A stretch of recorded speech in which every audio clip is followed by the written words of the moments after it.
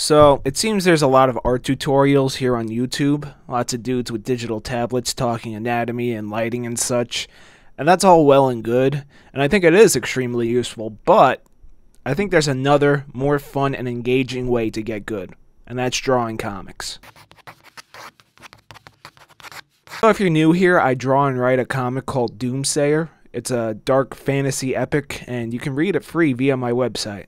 Fair warning, mature audiences only.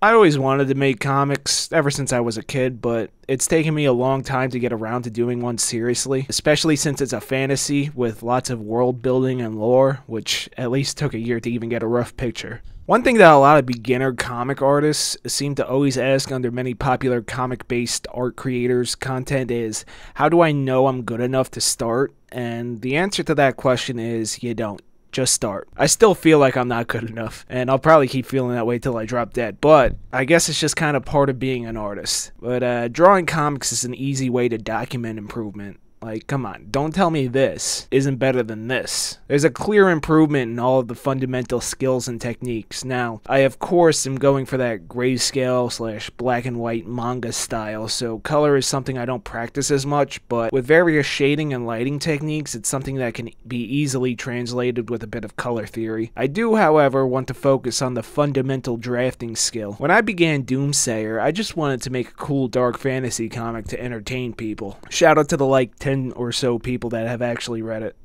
I also wanted to use it as a tool to improve my art. When you're designing a comic and in control of the script, you essentially take on the role of everyone in a movie production. I compare making comics to making movies. You're the casting director or character designer. You're the writer, the author, unless you're working with someone else, that is.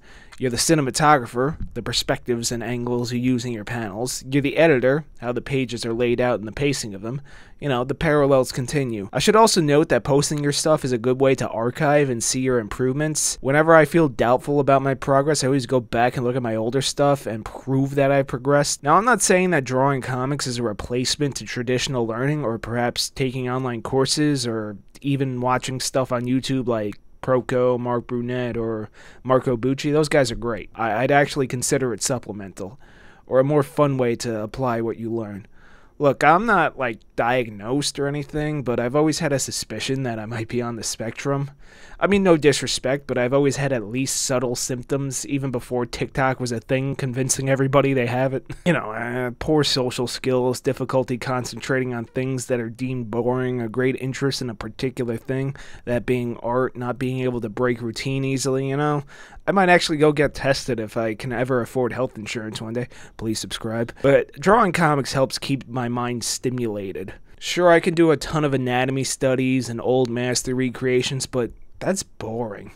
I'd rather create this fantasy world to do my homework in rather than actually doing something that feels like homework. Writing these scripts, it's usually unexpected what they'll call for. I use a very rough outline with a sequence of key events and build on top of that to create my story. So if the script demands a castle, guess what? I gotta learn how to draw a castle. Layout is also extremely important in comics, at least in the format I'm drawing. There's webtoon comics which completely bastardize the concept of comic page layout. There's a pretty good rant video about this I wholeheartedly agree with that I came across recently. I'll link it in the card if I can find it. But the way I do it, I'm always moving the metaphorical camera around.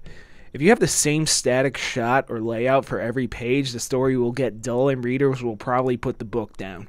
So layout is probably the key in good presentation for a comic, even if your art is bad like mine. You always have to draw people and things from various angles and get a better perspective on things.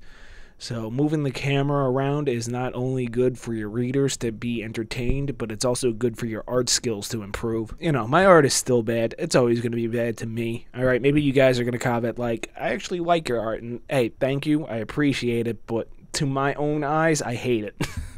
Despite hating my art, I feel like drawing more complex things in the most recent chapters has become gradually easier over time. I used to be like, oh no, I have to draw a boat. Now it's like, yes, I get to draw a boat. No, I'm kidding. Boats are never going to be fun to draw. I hate boats. But forcing myself to draw things that I'd never draw in other contexts pushes my abilities just a little bit further. I personally can see some improvement in my art chapter to chapter, sometimes even page to page. I'd highly recommend comics to anyone wanting to get better but dying of boredom with stuff like perspective and anatomy studies in the traditional academic sense. And if you don't have a story, well, just AI generate one, I guess, and use that as a jumping off point.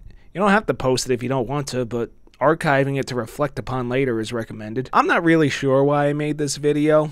Maybe it's because every time I come across a YouTube art teacher, they're always regurgitating the same things. It's dull and boring. Albeit useful information, I think sometimes people need a different approach to things. I guess it's just that everyone's got a different learning style. I could do hundreds of sketches of skeletons and muscles, or I could draw a cool dark fantasy manga.